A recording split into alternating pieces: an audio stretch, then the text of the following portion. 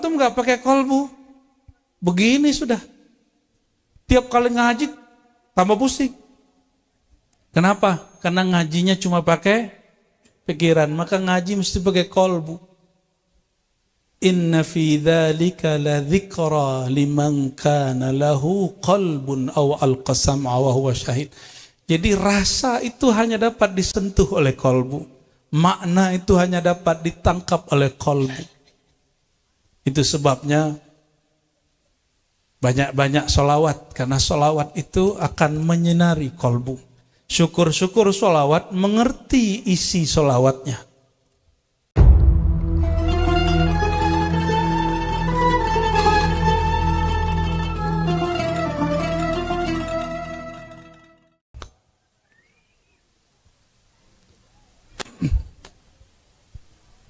Ini ada apa nih? Gerak-gerak terus sendiri tadi nih. Ya.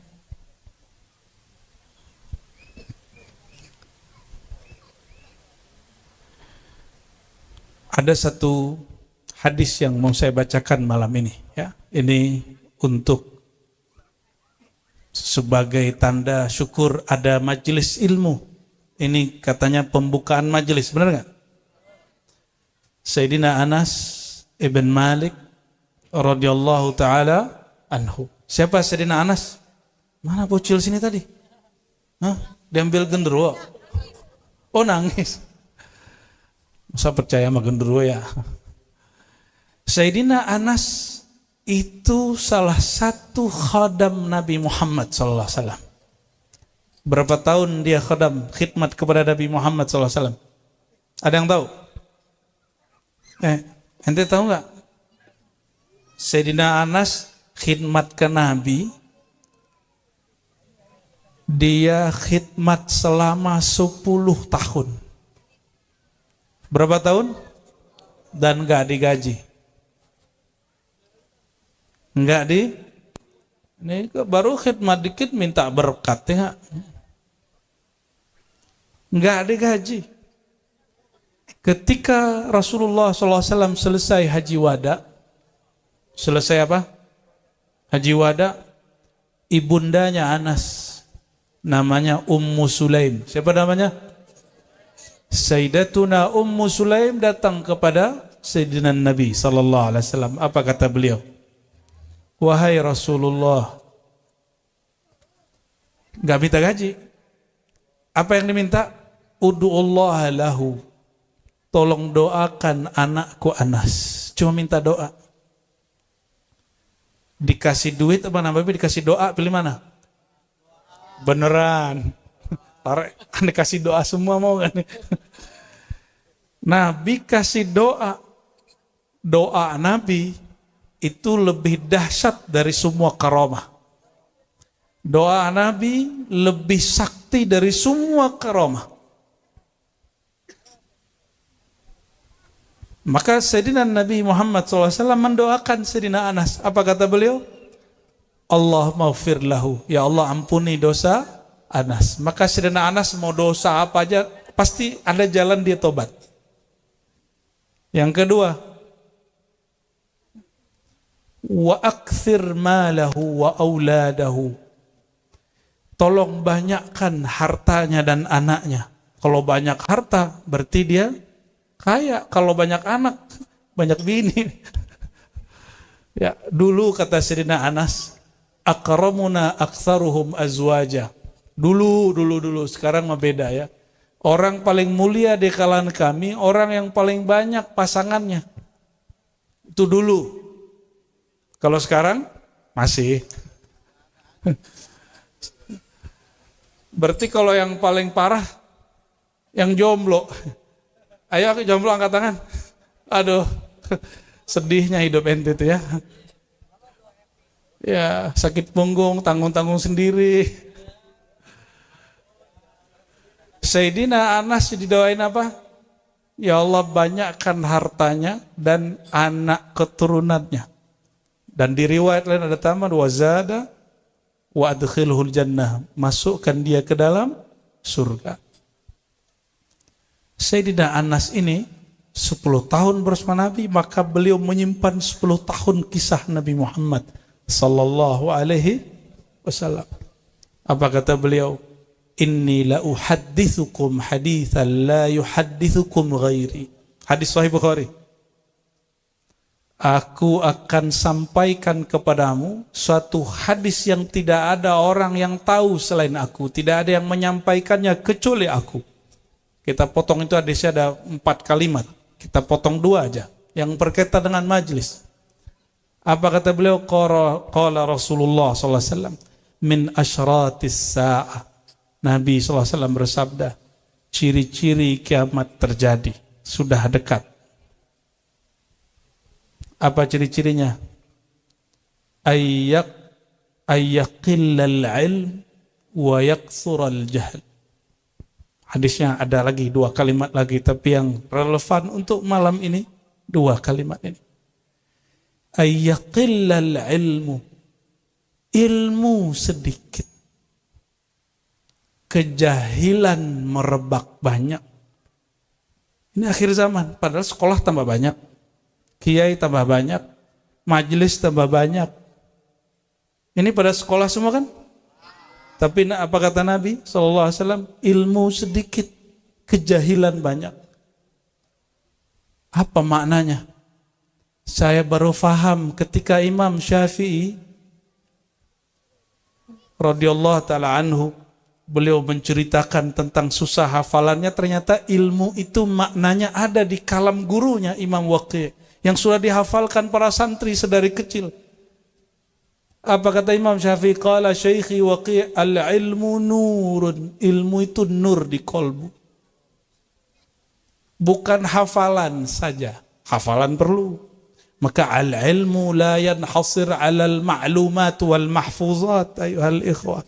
Ilmu itu bukan hanya hafalanmu, pengetahuan cakrawalamu. Ilmu itu yang paling mahal, yang tembus ke dalam kolbu. Khawarij hafal Quran, yang bunuh Sayyidina Ali karamallahu wajhah, jidnya para habaib, para sayyid, para asyraf, itu yang bunuh hafiz Quran. Ibnu Muljam, nama lengkapnya kan Abdurrahman bin Muljam. Mana Rahmannya dia? Kayaknya udah ganti nama di saat itu, bukan Abdurrahman dia, Abdulla'an dia, ya. Ibnu Muljam hafiz Quran, tapi hafiznya baru sampai belum jadi nur. La yujawiz taraqihi, hafalan dia belum tembus ke dalam dadanya. Maka al-ilmu ma wuqira fi sadrik. Ilmu itu yang bersinar di dalam hatimu. Bukan ma hafizta wa ma qara'ta. Bukan itu aja, itu penting. Oh ternyata Imam Ghazali punya kitab. Judulnya Ar-Risalah Al-Laduniyah. Apa judulnya? Ada juga Faisalut Tafriqah. Dan kitab-kitab yang lain. Apa kata beliau di dalamnya? Ilmu itu, waktu itu Imam Ghazali belum jadi sufi-sufi amat. Ya, masih kayak kalian nih, suka film. Ya, suka film gak? Itu kan, sufi. Kata Imam Ghazali, ilmu itu ada yang dihafal, ada yang difikirkan, ada yang gabungan hafalan dan fikiran. 3. Waktu itu Imam Ghazali belum berguru kepada Al-Imam Abu Ali Al-Farmadhi. Bayangkan, sekelas Imam Ghazali punya mursyid. Dia sudah mujtahid, sudah boleh bikin mazhab sendiri, tapi dia nggak bikin. Dia rapikan mazhab yang lama. Dia letakkan kaidah-kaidahnya serapi mungkin. Imam Ghazali waktu itu belum menjadi salik, seorang santri, pesuluk. Belum belajar ilmu kolbu. Apa kata dia? Ilmu ada 3. 1 yang dihafal, 1 yang difikirkan, yang ketiga gabungan akal fikiran, jadinya mufti ahli fatwa. Kenapa kalau ceramah, nih mohon maaf, kalau ceramah, ada ceramah yang garing, ada nggak garing. Kenapa? Kenapa hari ini orang senang dengerin podcast? Kenapa? Karena ada yang isinya daging, ada isinya tulang. Maksudnya apa kalau daging? Itu orang yang ngomong di podcast, dia tidak hanya bicara data, dia juga bicara analisa. Dia bisa berpikir terhadap data, maka orang itu menarik. Ini selera orang Indonesia sudah mulai naik, alhamdulillah, maka podcast-podcast sudah naik. Ustadz, kiai-kiai, habaib gak boleh ketinggalan, ceramahnya gak boleh, hanya ngecepret doang. Mesti bermakna, mesti gabungan baik antara hafalan dan fikiran. Syukur-syukur tambah yang keempat. Ma ustubriza minal qulub wal ruh. Yang digali, dikeluarkan dari kolbu dan ruh. Disebut ilmu azwaq, ilmu rasa. Ini yang disebut ilmu kemakrifatan. Ilmu mengenal Allah subhanahu wa ta'ala.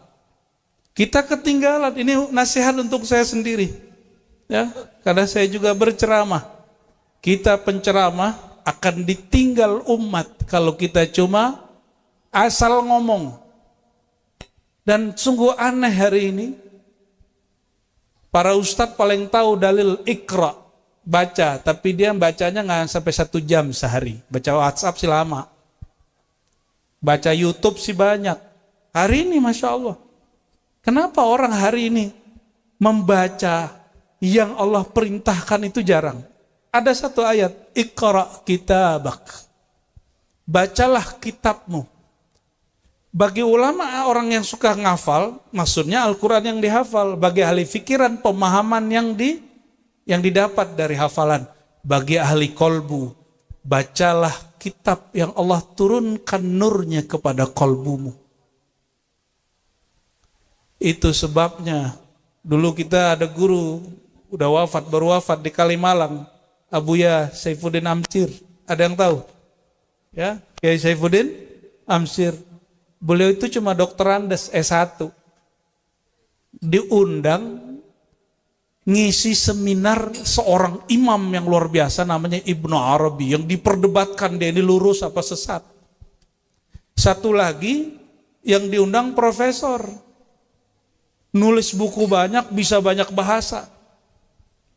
Tapi waktu seminar si profesor kebingungan baca teks Ibnu Arabi karena mikirnya kebanyakan, padahal karya Ibnu Arabi bukan karya fikiran saja, dia karya kolbu. Sedangkan Abuya Saifuddin Amsir baca aja pakai kolbu. Mudah sekali, nggak ada yang rumit. Kenapa bisa begitu? Itulah kolbu. Jadi kalau hidup cuma pakai pikiran, kita stres tiap hari. Jakarta macet tiap hari. Ya, benar ya? Tiap hari ada konflik. Ini aja Presiden Iran katanya memang meninggal. Tapi cara meninggalnya ini, kok 2 helikopter selamat, 1 tidak gitu. Macam-macam. Kalau kita nggak pakai kolbu, kita stres Pak bacanya. Ya, di Palestina kita semua wajib mendukung Palestina. Cuma orang sekarang sibuk dengan ideologi. Kita bilang kita nggak mau terjebak dengan perdebatan Hamas Fatah, dikira kita anti Palestina. Kalau antum nggak pakai kolbu, begini sudah. Tiap kali ngaji tambah pusing. Kenapa? Karena ngajinya cuma pakai pikiran, maka ngaji mesti pakai kolbu. Inna fi dzalika la dzikra liman kana lahu qalbun aw alqa sam'a wa huwa syahid. Jadi rasa itu hanya dapat disentuh oleh kolbu. Makna itu hanya dapat ditangkap oleh kolbu. Itu sebabnya banyak-banyak sholawat. Karena sholawat itu akan menyinari kolbu. Syukur-syukur sholawat mengerti isi sholawatnya. Ya, kalau bacaan-bacaan tadi itu antum ngerti, bisa nangis-nangis sendiri. Kalau ketawa sendiri jangan. Nanti saya bawa ke klinik nanti. Saudara-saudariku yang bukan Allah. Jadi hari ini banyak sekolah. Kalau ngikutin hadis itu, kalau versi orientalis nih, kata orientalis apa? Nabi nggak ngerti akhir zaman. Hadis ini bermasalah nih, Sahih Bukhari nggak sahih nih. Kenapa? Sekolah banyak, pesantren banyak, kok disebutkan tanda akhir zaman? Ilmu sedikit. Sekarang kitab mah banyak. Tapi orang yang baca kitab dengan kolbunya banyak gak? Sebanyak itu pesantren di Indonesia, seharusnya setiap tahun lahir ulama-ulama hebat. Tapi yang melahir anak-anak tamatan pesantren ngomong apa? Alhamdulillah aku bebas dari semua beban. Itu cara anak pesantren hari ini kalau keluar pesantren. Takbir ya, Alhamdulillah, Allah Akbar, bebas dari semua beban. Nahu sorof, fa'ala yaf'alu fi'lan. Hari ini begitu. Maka saudara-saudariku, ilmu yang Nabi SAW, apa kata beliau? Ta'awwazu min ilmin la yanfa'. Hadis Imam Ahmad, hadis Hasan. Ta'awwazu min ilmin la yanfa'. Mohon perlindunganlah engkau kepada Allah dari apa? Ilmu yang tidak manfaat. Apa ilmu yang gak manfaat? Yang gak menyentuh kolbu. Silakan cek di Quran, kata kolbu lebih dari 100 kali. Lebih banyak dari kata sholat. Lebih banyak dari umroh. Tapi kenapa hari ini banyak orang cuma umroh, tapi gak pakai kolbu? Lebih banyak dari semuanya. Makanya orang hari ini beragama emosi. Hari ini kalau punya channel, gak mesti alim, komentari aja ustad. Banyak sekarang YouTuber ngomentari ustad, ini ciri-cirinya. Nah, maka jika dimaknai sedikit ilmu, banyak kejahilan. Hari ini ittakhadhan nas ru'usan juhala, ya. Kalau di hadis yang lain dikatakan kalau ulama udah meninggal. Ulama meninggal, dada ulamanya ikut ditanam enggak? Kolbu ulamanya ikut ditanam enggak? Berarti kalau ulama itu baca 1000 kitab ikut ditanam. Kalau ulamanya ahli sholawat, dia sholawat sudah ratusan ribu, itu nur ratusan ribu ikut dikubur. Makanya kalau ada ulama meninggal, itu langit bumi nangis. Jalan yang tiap pagi dilewatin sholat subuh, itu jalan itu nangis. Kenapa? Dalam hadis Imam Ibnu Mubarak ini teman Malik, ada kitab Az-Zuhud namanya, disebutkan dalam riwayat yang hasan, bahwa satu tanah yang diinjak oleh seorang alim, itu berbangga kepada tanah yang di sampingnya. Dia ngomong, itu tanah bisa ngomong Pak, maka jangan maksiat di tanah manapun. Itu tanah bisa ngomong. Apa kata dia? Wahai tanah di sebelahku, saksikan aku diinjak oleh orang alim. Saksikan aku diinjak oleh orang yang ikut majelis malam ini. Saksikan aku diinjak, dilangkahi oleh orang yang bersolawat malam ini. Itu tanah. Tanahnya bisa ngomong. Maka jangan maksiat belakang pohon. Ya, pohon itu lebih kuat lagi nurnya.